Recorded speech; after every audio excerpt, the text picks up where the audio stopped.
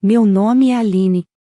Acordei antes que o sol se lembrasse de nascer, com o som distante do vento batendo nas janelas antigas da mansão. O silêncio da casa era quase sagrado, interrompido apenas pelo tic-tac insistente do relógio da sala, o mesmo que minha mãe insistia em manter, mesmo com o pêndulo quebrado. Olhei para o teto e, por um breve instante, pensei no quanto aquele lugar parecia bonito e sufocante ao mesmo tempo. Era minha casa, mas eu me sentia como uma hóspede, uma estranha entre paredes que eu mesma reformei, pintei e paguei. Levantei devagar, tentando não acordar Elisa, que dormia enrolada em seu cobertor cor-de-rosa. Ela tinha o sono tranquilo, o rosto sereno, e um pequeno fio de cabelo loiro grudado na testa. Ajeitei a coberta sobre ela e sussurrei: "Dorme mais um pouquinho, meu amor." Havia tanta pureza naquela criança que, por segundos, o peso do mundo parecia mais leve. Caminhei até a janela e abri as cortinas. Lá fora, o jardim estava coberto por uma fina camada de orvalho, e o chafariz antigo soltava um som ritmado, como se o tempo escorresse junto com a água. Preparei café na cozinha silenciosa, sentindo o cheiro quente invadir o ar. Olhei ao redor, a mesa de mármore, os armários que eu mesma desenhara, a cristaleira da minha mãe repleta de taças que ninguém usava. Aquele espaço era o retrato exato da família que morava ali, bonito, mas vazio. A cada canto, havia uma lembrança disfarçada de decoração. Minha mãe dizia que a casa era patrimônio de gerações, mas eu sabia a verdade: se eu não tivesse quitado as dívidas, aquele teto teria sido leiloado há anos. "Você acordou cedo de novo, Aline", ouvi a voz da minha mãe ecoar atrás de mim. Virei-me lentamente. Ela estava na porta, de robe de seda, o cabelo impecável mesmo tão cedo. "Já vai começar o dia com essa cara cansada?", perguntou, servindo-se de café como se fosse a dona de tudo. Eu apenas sorri e respondi: "O trabalho me espera." Ela deu um pequeno riso irônico. "Claro, o trabalho, sempre o trabalho." Era assim todas as manhãs, palavras doces com farpas escondidas. Eu aprendi a engolir respostas para evitar discussões inúteis. Minha mãe era o tipo de mulher que precisava ter o controle de tudo, inclusive das emoções alheias. Desde que voltei para casa com Elisa, ela nunca me olhou da mesma forma. No início, dizia que queria ajudar, mas com o tempo, percebi que sua ajuda era só uma maneira de me lembrar que eu havia fracassado. Enquanto bebia o café, ouvi passos apressados pelo corredor. Henrique, meu irmão mais velho, apareceu sonolento, usando o mesmo perfume caro que comprava com o cartão da mãe. "Bom dia, maninha", disse ele, abrindo a geladeira. "Tem leite sem lactose?" Clara não toma o comum. Clara, a esposa dele, era a rainha da aparência. Nunca lavou um prato, mas sabia criticar qualquer coisa que não fosse de sua cor preferida. Eu apenas respondi: "Tem sim. Está na prateleira de cima." Ele pegou a garrafa e completou: "Ah, e a mamãe quer que você cuide da decoração do jantar de Natal. Ela disse que só confia em você para isso, mas tenta não exagerar, tá? Ano passado ficou muito moderno." Respirei fundo, sentindo o amargor do café. "Pode deixar, Henrique. Eu não vou incomodar o bom gosto da família." Ele riu, sem entender a ironia, e saiu, arrastando os chinelos pelos azulejos. Terminei meu café e subi para acordar Elisa. O quarto dela era o único espaço da casa que parecia vivo. As paredes cor-de-rosa, os desenhos espalhados e o cheirinho de lavanda que ela tanto gostava tornavam aquele lugar um refúgio. Toquei o ombro dela e sussurrei: "Acorda, meu anjo. O dia está lindo lá fora." Ela abriu os olhos devagar e sorriu. "Bom dia, mamãe." O som daquelas palavras sempre me lembrava que, apesar de tudo, eu tinha algo que ninguém ali possuía: amor verdadeiro. Depois do café, levei Elisa ao jardim. O sol começava a nascer, pintando o céu de dourado. Ela correu até as flores, rindo. "Olha, mamãe, uma borboleta." E eu sorri, observando o ar girar em volta da estátua antiga que decorava o gramado. Por alguns minutos, esqueci dos olhares de reprovação, das palavras afiadas, dos jantares silenciosos. Ali, entre o verde e o riso dela, a vida parecia suportável. Mas bastou minha mãe aparecer na varanda para aquele instante se dissolver. Aline, tire essa menina daí. Vai sujar o vestido. E lembre-se, hoje à tarde temos uma reunião sobre o jantar de Natal. Quero todos presentes. Eu apenas balancei a cabeça e respondi: está bem, mãe. Elisa abaixou os olhos, sem entender por que brincar era errado. Eu segurei sua mão e sussurrei: não ligue, meu amor. Às vezes, as pessoas esquecem o que é ser criança. Enquanto entrávamos de volta na casa, uma sensação incômoda cresceu dentro de mim. Aquela reunião, como todas as outras, não seria sobre o Natal, mas sobre aparências. E eu já sabia que, de alguma forma, aquele jantar traria à tona tudo o que estava escondido sob os tapetes impecáveis e os sorrisos ensaiados. Eu só não imaginava que seria o último Natal daquela família unida apenas por conveniência, e o primeiro de uma nova vida, onde finalmente, eu teria coragem de ocupar o lugar que sempre foi meu. Naquela manhã, a casa inteira parecia viva, mas não por um motivo bonito. Era o tipo de movimento que antecede um espetáculo, gente subindo e descendo as escadas, cheiros de comida, conversas cruzadas, e uma energia tensa que se disfarçava de harmonia. Eu observava tudo em silêncio, apoiada no batente da porta da sala. Regina, minha mãe, supervisionava as empregadas como se estivesse dirigindo uma orquestra, cada gesto calculado, cada palavra medindo autoridade. A árvore precisa de mais brilho. E tirem essas fitas vermelhas, estão vulgares, ordenava, com um olhar cortante. Nada nunca estava à altura do que ela considerava digno da família Monteiro. Ela sempre teve esse dom de transformar qualquer data em uma demonstração pública de grandeza. Para ela, o Natal não era uma celebração, era uma vitrine. O brilho das taças, o número exato de guardanapos, o perfume caro que ela borrifava no ar para impressionar quem viesse visitar. Enquanto isso, eu me sentia uma figurante dentro do meu próprio lar. Mesmo pagando cada conta que mantinha aquele espetáculo de pé, meu nome jamais era lembrado. Clara, minha cunhada, apareceu no corredor com o celular na mão e um sorriso doce demais para ser sincero. Aline, você poderia ajudar com a disposição das mesas, querida? A mamãe quer que fique tudo harmônico, mas você sabe, seu gosto é um pouquinho moderno demais. Fingi não notar o veneno por trás da delicadeza. Claro, posso cuidar disso, respondi com calma. Ela piscou e saiu, satisfeita, deixando atrás de si um rastro de perfume caro e falsidade. Enquanto eu ajustava as cadeiras e os pratos, Henrique surgiu ao fundo, de terno mesmo sem precisar sair de casa. Mamãe está preocupada com o jantar. Disse que este ano virão pessoas importantes, e não podemos errar. Eu ergui os olhos para ele. Pessoas importantes? Perguntei. Ele deu um sorriso cínico. Sim, os sócios do papai e uns velhos amigos da família. Gente que tem uma imagem a preservar. Você entende, né? Evite qualquer constrangimento. A forma como ele disse constrangimento me atravessou como uma lâmina. Eu sabia o que ele queria dizer.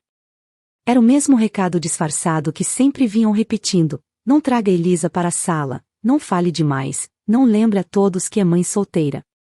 Respirei fundo, como quem engole um trovão, e apenas assenti. Claro, Henrique. Eu sei o meu lugar. No meio da tarde, Elisa apareceu no corredor com um desenho na mão. Tinha pintado a nossa casa, com janelas coloridas e um sol sorridente acima. Olha, mamãe. Fiz pra vovó. Mostrei o desenho para minha mãe, que o olhou apenas de relance. Bonito, querida, mas agora não. O tapete está cheio de glitter, e eu não quero bagunça. Elisa abaixou o papel, decepcionada. Ajoelhei-me ao lado dela e disse baixinho: guarda pra mim, amor. A vovó não entende de arte. Ela riu um pouco, e aquele som me salvou de desabar. Mais tarde, fui até a cozinha ajudar no jantar. As panelas fumegavam, o cheiro de assados enchia o ar, e, entre um tempero e outro, eu me perguntava como era possível tanto luxo caber em tanta frieza. Vi minha mãe passando de um lado para o outro, fiscalizando tudo, impecável como sempre. Aline, cuidado com o molho. Da última vez, ficou forte demais, disse, sem olhar para mim. Sim, mãe. E não se esqueça, o jantar deste ano precisa ser perfeito. Temos que mostrar que somos uma família exemplar. Eu parei, a concha ainda na mão, e perguntei calmamente: e o que é uma família exemplar para você? Ela virou-se, como se minha pergunta fosse uma insolência. Uma família que mantém as aparências, que não dá motivo para fofoca. Uma família unida, Aline, coisa que você parece ter esquecido. Aquilo doeu mais do que eu gostaria de admitir. Eu não esqueci, mãe, respondi em voz baixa. Só acho que a união não se mede pelo tamanho da mesa ou pela cor das fitas. Ela balançou a cabeça, rindo sem humor, você e suas filosofias. Ainda bem que ninguém te leva a sério. Quando ela saiu, fiquei sozinha por alguns minutos, observando o fogo aceso no forno. O barulho do assado chiando misturava-se ao som abafado das vozes na sala, e por um instante eu me vi ali, pequena, na mesma cozinha, tentando agradar minha mãe com um bolo torto. Lembrei-me de como ela o jogou fora sem nem provar, dizendo que a vida não perdoa imperfeições. Naquela época, eu acreditei. Hoje, eu via que o erro não estava em mim, mas na forma como ela entendia o amor, como uma moeda de troca, nunca como um abrigo. Quando a noite caiu, a casa já estava tomada por luzes e risadas. Gente demais, vozes demais. O som das taças tilintando ecoava até o jardim.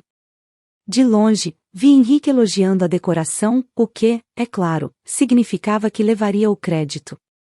Minha mãe circulava entre os convidados, sorrindo com o mesmo orgulho que exibia nas colunas sociais. E eu, com Elisa no colo, fiquei à margem da festa, observando a família perfeita que ela tanto queria mostrar ao mundo. Um dia, meu amor, sussurrei para Elisa, você vai entender que nem tudo o que brilha é bonito. Às vezes, o que é de verdade não precisa de luz. Ela encostou o rostinho no meu ombro e cochilou ali, cansada de ser invisível. Enquanto eu a levava de volta para o quarto, senti o olhar da minha mãe me seguindo pelo corredor. Não sei se era reprovação ou medo, mas percebi, pela primeira vez, que algo nela se incomodava com o meu silêncio. E naquele instante, sem dizer uma palavra, eu comecei a entender, talvez o meu poder estivesse justamente em não responder ainda. A semana do Natal chegou como uma tempestade silenciosa. A mansão estava tomada por caixas, laços, fitas douradas e o cheiro forte de verniz fresco. Tudo precisava brilhar. Minha mãe dizia que a perfeição começa nos detalhes, mas para mim, aquilo soava como uma sentença. Quanto mais brilhava a casa, mais eu me sentia apagada dentro dela. Acordei cedo, como sempre, e encontrei Regina na sala de jantar, analisando o ângulo das velas sobre a mesa. 35 graus, Aline. Elas precisam estar exatamente assim. Você entende de design, deveria saber. Engoli o impulso de rir. Entendo, mãe. Mas se acendermos agora, derretem antes da ceia. Ela virou o rosto devagar, com aquele olhar frio que sempre me fazia lembrar quem mandava ali. Não perguntei sobre o tempo das velas. Pedi para deixá-las perfeitas. Enquanto ela voltava para o corredor, suspirei. Elisa apareceu logo depois, de meias e cabelos bagunçados, arrastando o ursinho preferido. Mamãe, por que a vovó nunca sorri para mim? A pergunta me atravessou como uma flecha. Sentei-me ao lado dela e acariciei seus fios loiros. Ela não sabe sorrir, meu amor. Mas você sorri por nós duas, tá bem? Elisa assentiu, séria como uma adulta. Eu posso te ajudar hoje? Pode.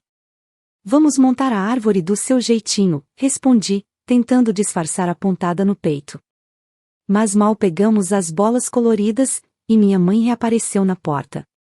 Aline, o que é isso? Essa criança vai quebrar tudo. O Natal não é brincadeira. Apertei a mãozinha de Elisa, sentindo-a tremer. Mãe, é só uma árvore. Ela quer ajudar. Regina ergueu uma sobrancelha, ofendida. Ajudar?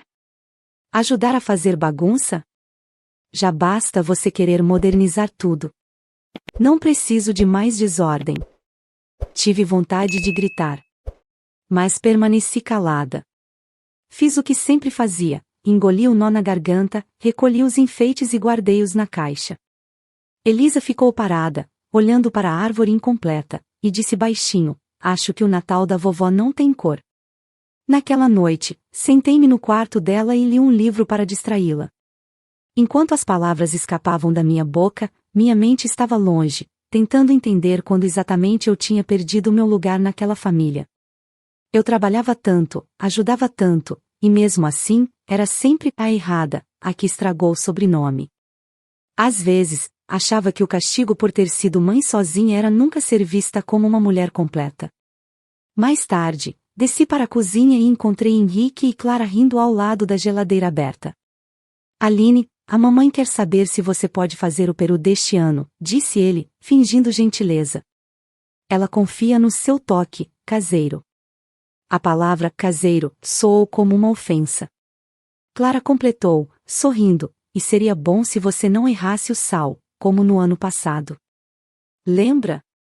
Eu não lembrava, porque não tinha errado. Mas deixei que acreditassem. Claro, podem deixar comigo.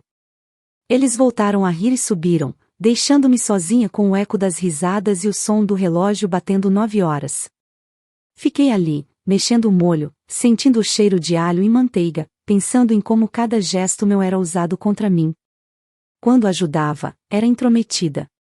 Quando me calava, era fria. Quando mostrava carinho, era teatral. Nada em mim era suficiente.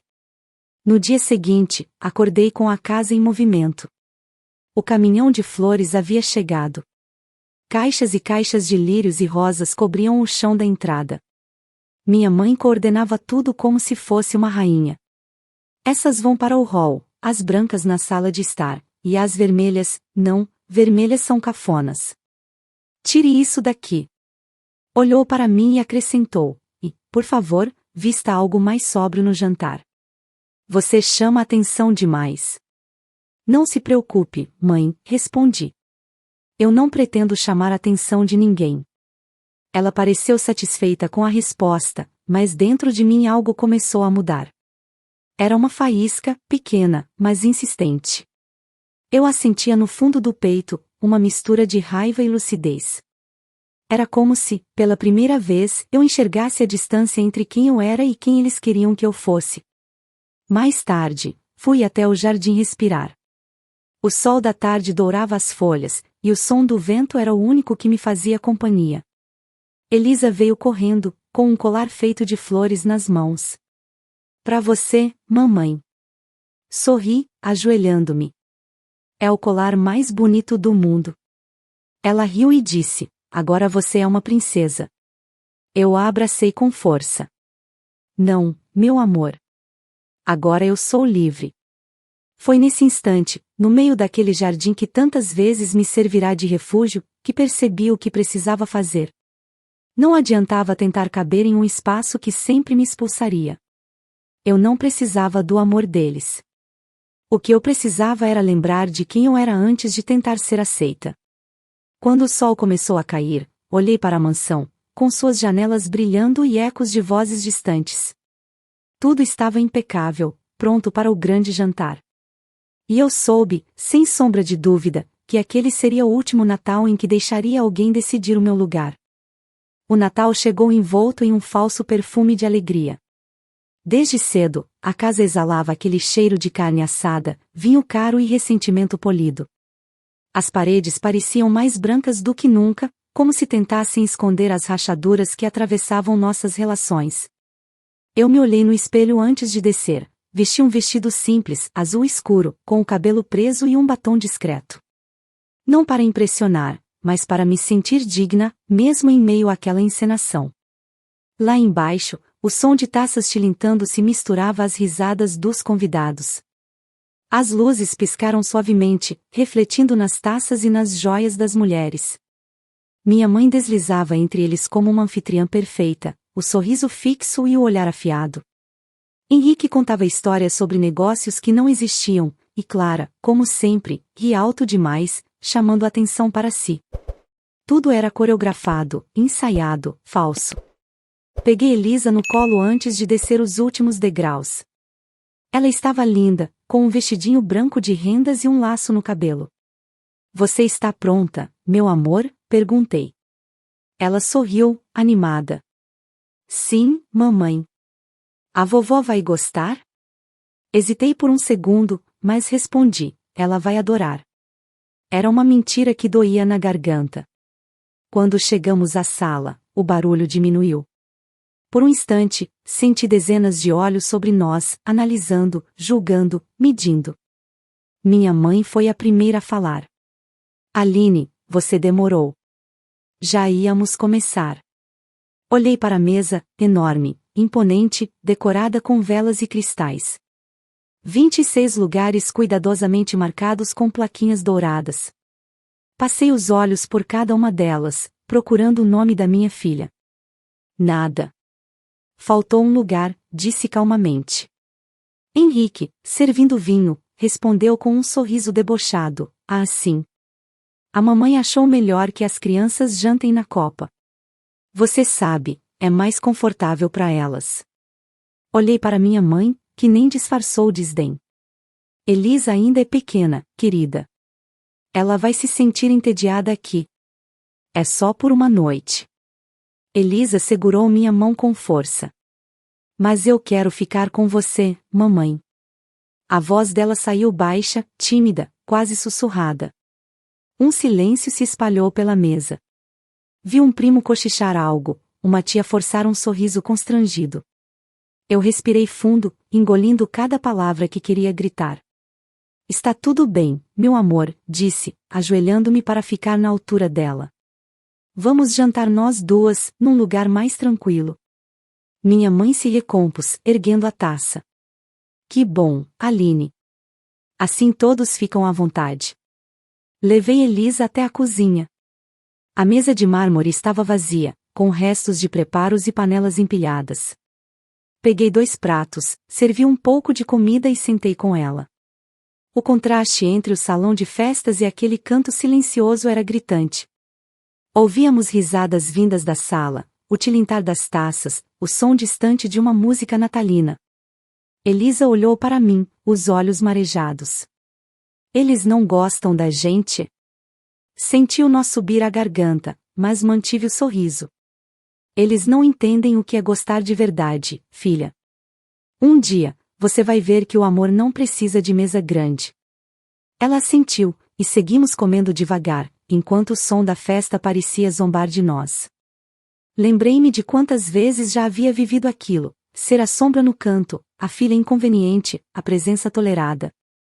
Mas nunca doeu tanto quanto naquela noite. Quando terminamos, lavei os pratos, mesmo sem precisar. Era um gesto automático, um jeito de ocupar as mãos para não desabar. Ouvi aplausos vindos da sala, alguém fazendo um brinde.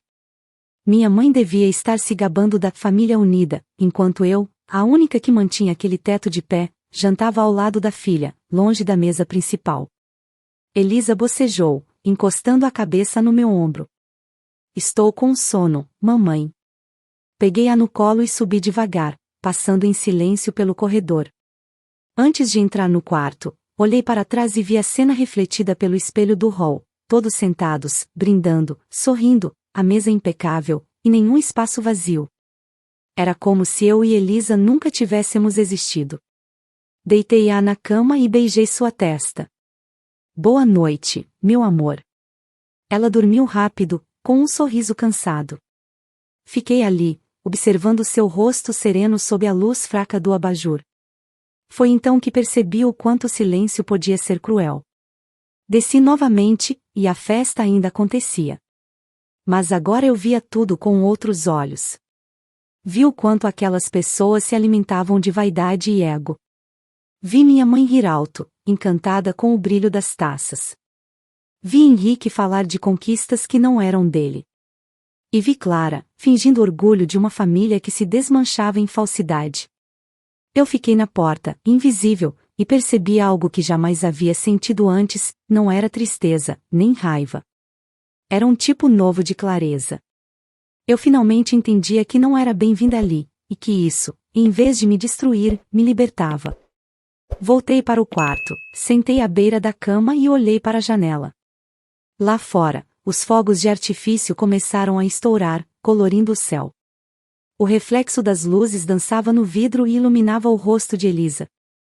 Eu sussurrei, Feliz Natal, filha. E naquele instante, prometi a mim mesma que nunca mais permitiria que alguém nos tratasse como um erro. Eu não sabia como faria, mas sabia o que precisava ser feito. O próximo amanhecer traria mais do que um novo dia. Trazeria a verdade. Depois que o último riso morreu no andar de baixo e o som dos talheres cessou, o silêncio tomou conta da casa. Um silêncio espesso, quase pesado, que parecia pulsar nas paredes. Eu estava sentada na beira da cama, ainda com o vestido azul, olhando para Elisa dormir. As bochechas dela estavam coradas, e um pequeno fio de cabelo colado na testa se movia conforme a respiração tranquila. A serenidade dela me desmontava.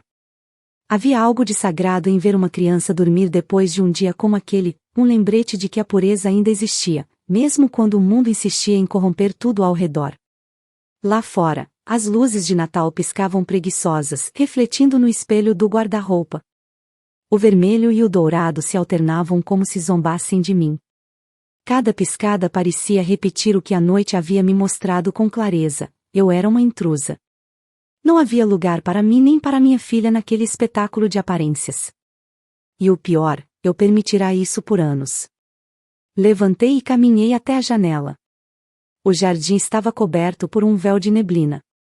As flores pareciam dormir, indiferentes ao fato de que, dentro da casa, uma mulher finalmente percebia o quanto tinha se apagado para agradar os outros. Apoiei a testa no vidro frio e deixei que uma lágrima escapasse. Não era de tristeza. Era de cansaço. Um cansaço que vinha de longe, de todos os deixa pra lá, de todas as vezes que engoli respostas, de todas as humilhações disfarçadas de conselhos. Senti o peito apertar. Fui até a penteadeira, abri a gaveta de baixo e retirei uma pasta de couro marrom. Dentro dela, estavam todos os documentos que me lembravam da mulher que eu havia me tornado quando ninguém acreditava que eu conseguiria: os contratos, as plantas das reformas, as notas fiscais, os recibos de pagamento. E, por último, a escritura da casa. Meu nome estava ali, impresso em letras firmes, sem espaço para dúvidas. Passei os dedos sobre o papel e senti uma força antiga despertar em mim. Era como se aquele documento fosse um espelho, refletindo não apenas uma conquista material, mas toda a luta que me trouxe até ali.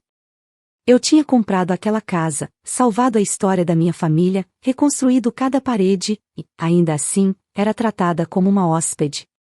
Ouvi o estalar de um degrau no corredor. Por um instante, temi que alguém tivesse me escutado, mas era apenas o vento batendo na janela. Mesmo assim, meu corpo inteiro estava alerta. Eu me sentei à escrivaninha e deixei os documentos sobre a mesa, alinhados. A tinta do meu nome parecia brilhar sob a luz amarelada do abajur. Aline Monteiro, lia-se. O som do meu próprio nome, em silêncio, me pareceu novo. Forte. Livre. Peguei o diário que guardava na gaveta e comecei a escrever.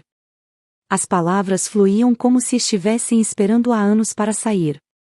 Hoje, percebi que minha ausência não dói em ninguém aqui.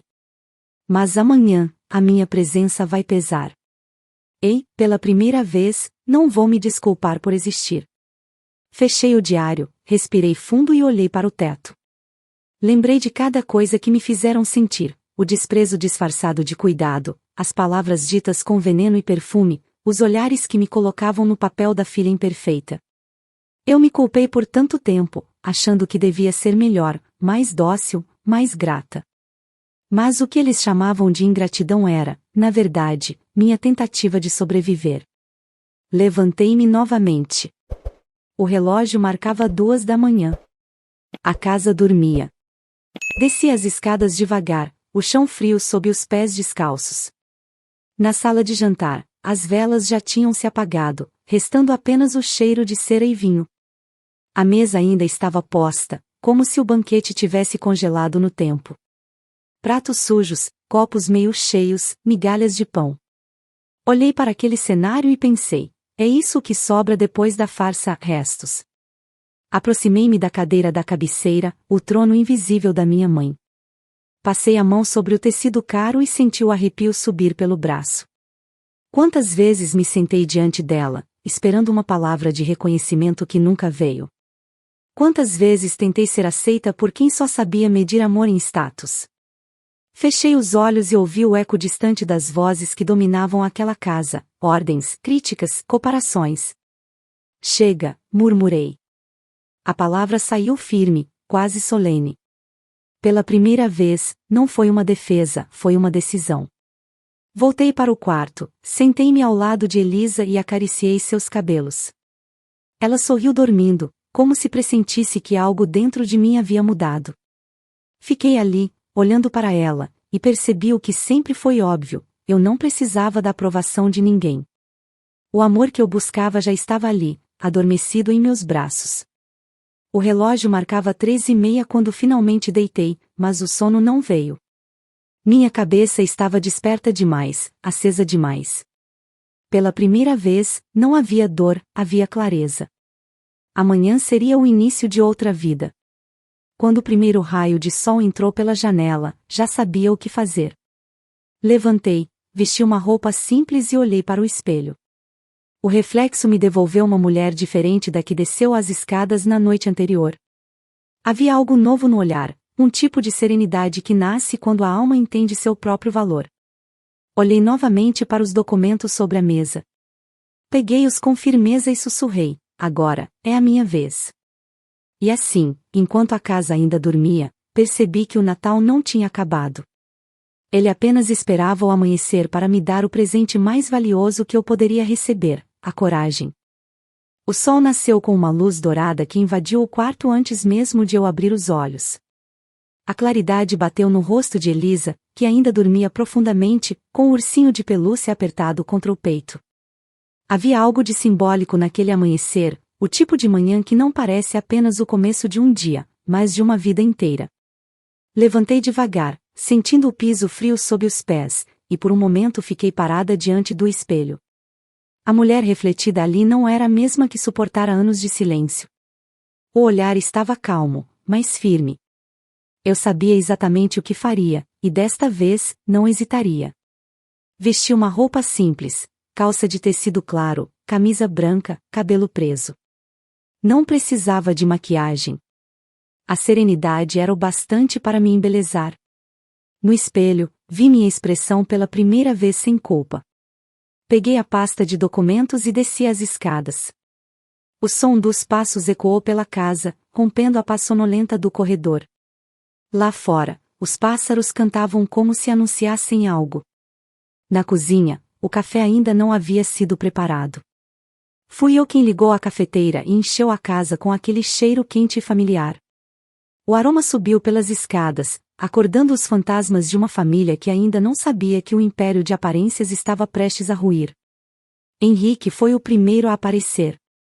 Desceu de camiseta e expressão preguiçosa, como se ainda fosse um adolescente. Bom dia, maninha, disse, coçando o cabelo. Tá animada hoje, hein? Que café é esse tão cedo? Olhei para ele e sorri com uma calma que o desarmou. É o café da mudança, Henrique. Hoje, tudo muda. Ele riu, achando graça do meu tom. Mudança? O que foi agora, Aline? Mais um dos seus momentos de reflexão? Não, respondi. Hoje é um dos meus momentos de ação. Ele franziu o senho, confuso, mas não tive tempo de explicar. Minha mãe desceu logo em seguida, envolta em um robe azul claro e perfume forte. O que está acontecendo aqui tão cedo? A casa está um caos desde o jantar. Você deveria aproveitar o silêncio para descansar, Aline. Eu descansei, mãe, respondi com serenidade. Mais do que imagina. Ela se aproximou, irritada com o tom enigmático. O que quer dizer com isso? Coloquei a xícara sobre a mesa e encarei-a de frente. Quero dizer que esta casa não é mais sua, mãe. Nem de Henrique, nem de Clara, nem de ninguém além de mim e da minha filha. E vocês têm 24 horas para sair daqui. O silêncio que se seguiu foi quase violento. Henrique riu primeiro, um riso nervoso e descrente. Ah, pronto. Ficou louca. Tá falando sério? Completamente. Minha mãe piscou várias vezes, como se tentasse entender o que acabará de ouvir. Aline, isso é ridículo. Essa casa pertence à nossa família há gerações. O nome do seu pai está gravado nos alicerces. Que tipo de brincadeira sem graça é essa? Não é brincadeira, respondi. Puxei a pasta e abri sobre a mesa. Tirei os papéis um por um, os contratos, as transferências bancárias, os comprovantes de pagamento, e finalmente, a escritura. Tá tudo aqui. A casa estava prestes a ir a leilão. Fui eu quem pagou cada parcela, quem reformou cada parede, quem manteve as contas em dia. Vocês só continuaram morando aqui porque eu deixei. Henrique se aproximou, pegando os papéis com mãos trêmulas. Isso é impossível, o nome está, ele parou. Leu. E empalideceu. O nome está no meu nome, completei. A casa é minha. Minha mãe deu um passo para trás, a mão sobre o peito. Você fez isso escondida de mim? Como ousa? Eu não fiz nada escondido. Só nunca me pediram para explicar. Preferiram acreditar que eu era filha desajustada, a mulher que só trazia vergonha. Mas a verdade é que, enquanto vocês riam nas festas e viviam de aparências, fui eu quem salvou este teto. E agora, chega. Clara apareceu no corredor, ainda de camisola, os olhos arregalados. Aconteceu alguma coisa? Henrique, vermelho, virou-se para ela. Aconteceu que a nossa querida Aline enlouqueceu e acha que é dona da casa. Não acho, corrigi, firme. Eu sou. Minha mãe, ainda incrédula, tentou recuperar o controle. Isso é absurdo. Você pode ter pago algumas coisas, mas a casa é da família. Da nossa história. Você não pode simplesmente nos tirar daqui. Posso, mãe. E vou. Aquela frase saiu da minha boca com uma paz quase divina. Não havia raiva, nem grito, apenas certeza. O tipo de certeza que não precisa ser provada. Henrique jogou os papéis sobre a mesa. Você vai se arrepender. Eu falo com o advogado da família. Pode falar com quem quiser. Todos os documentos estão legalizados. E se quiser, posso te mostrar as transferências bancárias, as assinaturas, os e-mails trocados com o cartório. O silêncio retornou, pesado, cortante. Minha mãe se sentou, sem forças, e olhou ao redor da sala como se visse tudo pela primeira vez. Então era isso, murmurou. Por isso você nunca reclamava, estava esperando o momento de se vingar. Não, mãe, respondi, me aproximando dela. Eu não queria vingança. Eu só queria respeito. Queria que me vissem como alguém de valor, não como a filha que manchou o sobrenome. Mas vocês me empurraram para fora dessa família tantas vezes que um dia percebi que eu não precisava mais dela. Ela levantou o olhar, e por um breve instante, vi algo que nunca tinha visto ali, medo. Henrique chutou uma cadeira, saiu bufando e bateu a porta. Claro, seguiu em silêncio. Ficamos apenas nós duas na cozinha, o som distante dos pássaros entrando pelas janelas abertas. Você não pode fazer isso comigo, Aline, disse ela, a voz embargada. Sou sua mãe. E eu sou sua filha. Mas o amor entre nós nunca foi suficiente para caber nesse teto. Agora, cada uma vai viver sob o seu. Ela chorou baixinho. Pela primeira vez, sem gritos, sem acusações, apenas um choro cansado, como o de quem finalmente entende que perdeu algo que achava eterno. Deixei a pasta sobre a mesa e subi para o quarto. Elisa estava acordando, o sol iluminando o rosto dela. Mamãe, tá tudo bem? Perguntou, sonolenta. Sorri e a abracei. Tá, meu amor. Tá melhor do que nunca. Enquanto a abraçava, senti algo dentro de mim se desfazer, como se anos de peso se dissolvessem no ar. Lá fora, o relógio marcava 8 horas. As 24 haviam começado. E pela primeira vez em muito tempo, eu me sentia em casa. A manhã seguinte chegou sem pressa, banhada pela luz suave de um sol que parecia diferente, como se até ele tivesse decidido começar de novo comigo. A casa, que antes ecoava vozes e passos arrogantes, estava silenciosa. Um silêncio bom. Um silêncio que finalmente não doía. Eu caminhei descalça pelo corredor e senti o piso frio sob os pés, cada toque me lembrando de que aquele espaço, enfim, era meu. Meu em todos os sentidos. Quando desci, encontrei malas empilhadas perto da porta. Clara estava sentada no sofá, com os olhos vermelhos e a expressão abatida. Henrique falava ao telefone, gesticulando como se pudesse resolver tudo com a voz alta. Mãe, eu já te disse, o advogado vai ver isso hoje à tarde, insistia. Mas sua voz soava mais frágil do que de costume. Ele sabia. No fundo, todos sabiam. A máscara tinha caído. Minha mãe estava parada perto da janela, com um casaco leve sobre os ombros. Olhava o jardim sem realmente vê-lo. Pela primeira vez, parecia pequena. As rugas que sempre escondia com cosméticos estavam expostas sob a luz da manhã. Então é isso? Perguntou sem virar o rosto. Vai mesmo nos expulsar assim, Aline? Como se fôssemos estranhos. Não, mãe, respondi com calma. Vocês é que me fizeram sentir uma estranha durante anos.